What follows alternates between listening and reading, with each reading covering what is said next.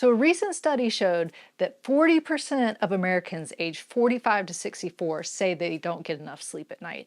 Sleep is super important because it helps you have more energy, it helps just give you overall health benefits, and it helps you concentrate more throughout the day. So the study also showed that doing strengthening exercises in short periods during the evening can actually help you sleep longer at night. Now, this is a little bit different than back in the day when they said don't do any exercise at night because you won't be able to sleep as well. But these short periods, as long as you stop about an hour before you go to bed, have shown to improve the length of sleep for people. And so if you want to check out that study, you can click on the link in the description below. So these exercises should be done for about 3 minutes, and you can pick whichever ones you want to do. You don't necessarily have to do all of them. But ideally, you should do them about every 30 minutes for the 4 hours in the evening, and then give yourself an hour before you go to bed. I know that sounds like a lot, but they're pretty easy to do, that if you're watching TV or something, you can do them while you're watching TV. So the first one is just going to be a simple squat or sit to stand. I kind of like the sit to stands a little bit better, but then you can go on into a squat if you want to. I'm going to turn sideways just so you can see. I like to make sure my body is in a good, correct position before I start the squat. So feet about hip shoulder width apart, toes facing forward, and really kind of hinging at your hips to go back. So not knees coming forward over your toes, that changes the exercise, and it also really puts a lot of pressure on the knees. So really just going back into the squat. If you want to actually touch like I did, you can, or you can just really lightly touch it, or you can just go into a squat. So doing these, again, the time is based on the total 3 minutes of the exercises. So you can just do a few of these. You can do a little bit more, like 30 seconds to a minute worth, if you like them, but you can just kind of mix it up a little bit. Also doing heel raises, which is just coming up, bringing your heels up, and then coming back down. Really having your feet, again, about hip shoulder width apart is good. If you need to spread them out a little bit more for balance, that's great. If you need to hold on to something like a chair, your couch, or a countertop or something, you can do that.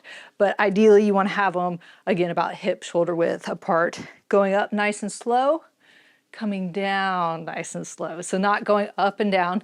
You might hear my ankle popping a little bit. Really try and control it. And again, the reps and time is up to you. So if you want to just do a little bit, if you feel like your calves are getting tired, then you can move on to the next thing. So then the next one is just marching in place. So just like it sounds, you're bringing up your knees, getting that little march in place. Just again, make sure you're balanced and comfortable. If you need to hold on to something, you can. If you need to shake it out, you can.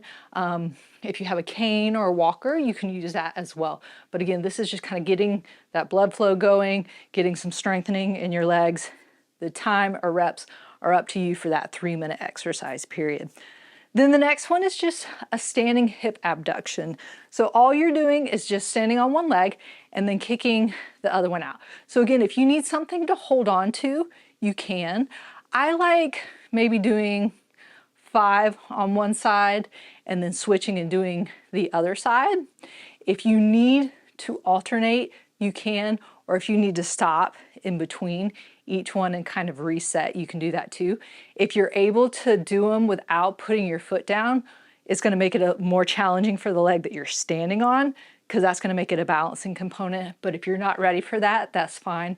Or again, hold on, make sure you're holding on to something. And then another one is wall push-ups. So I'm not going to go over to the wall and do it. I'm actually going to do it with the couch. If you have knee issues, the standing against the wall is much better, and then you can kind of change the distance to make it harder.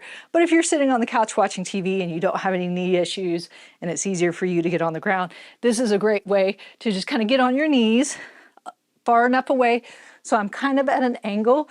The further back I am, the harder the push-up is going to be. The closer I am, the easier it's going to be, kind of like a wall push-up here.